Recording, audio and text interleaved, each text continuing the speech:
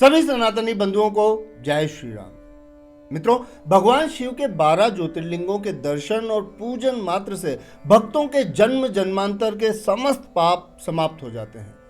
ज्योतिर्लिंगों का अपना एक विशेष महत्व है और इसीलिए आज हम बात करेंगे ऐसे कल्याणकारी ज्योतिर्लिंगों में से 2 ज्योतिर्लिंगों सोमनाथ और महाकालेश्वर की उत्पत्ति के बारे में। ज्यादा भूमिका न बनाते हुए वीडियो की शुरुआत करते हैं सोमनाथ ज्योतिर्लिंग से।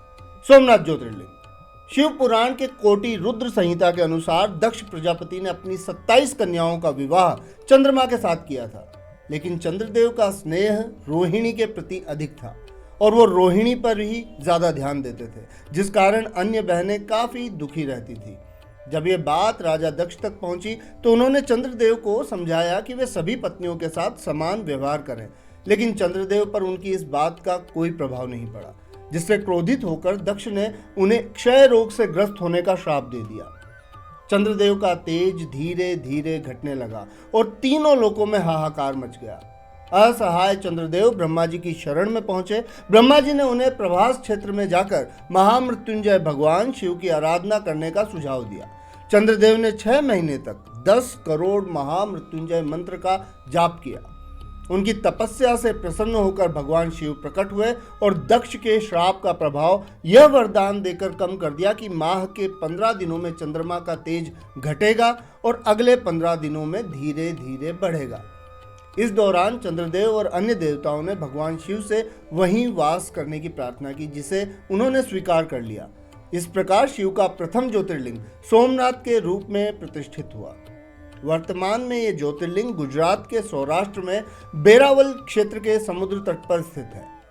महाकालेश्वर ज्योतिर्लिंग शिव पुराण के कोटि रुद्र संहिता में वर्णित कथा के अनुसार उज्जैन नगर में चंद्रसेन नामक एक महान राजा राज्य करते थे, जो शास्त्रों के ज्ञाता और भगवान शिव के परम भक्त थे।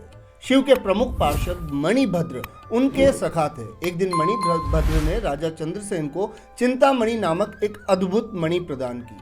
इस मणि के प्रभाव से जब राजा सिंहासन पर बैठते तो उनकी शोभा सूर्य के समान प्रतीत होती थी।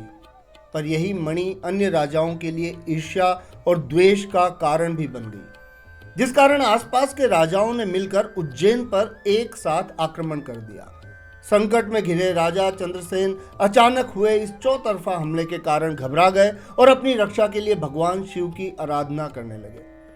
जब राजा पूरे ध्यान से अपनी आराधना में लीन थे, उसी समय एक ग्वालिन अपने 5 वर्षीय बालक के साथ उस स्थान से गुजरी। उसके साथ उसका बालक भी था, जिसने अब राजा को शिवलिंग की पूजा करते देखा तो उसे भी राजा को देख पूजा करने की प्रेरणा मिली। घर लौटने पर वो कहीं से एक पत्थर का टुकड़ा ले आया जो शिवलिंग की तरह दिख रहा था और उसे शिवलिंग मानकर उसकी पूजा करने लगा। काफी समय बीत गया और वो अपनी भक्ति में पूरी तरह से डूब गया।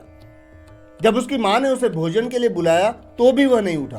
कई बार बुलाने पर भी जब बालक ने ग्वालिन की बात अनसुनी कर दी तो क्रोध में आ उस ग्वालिन ने शिवलिंग को उठाकर दूर फेंक दिया।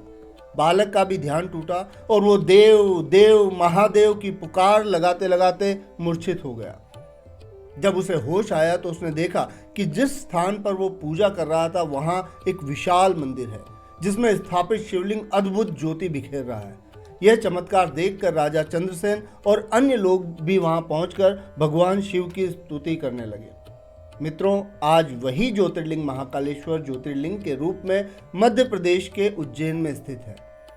सोमनाथ और महाकालेश्वर ज्योतिर्लिंगों की कथाएं ये सिखाती हैं कि श्रद्धा और भक्ति से हर कठिनाई को पार किया जा सकता है और यदि भक्ति सच्ची है तो भगवान अपने भक्तों के लिए कहीं भी आ सकते हैं।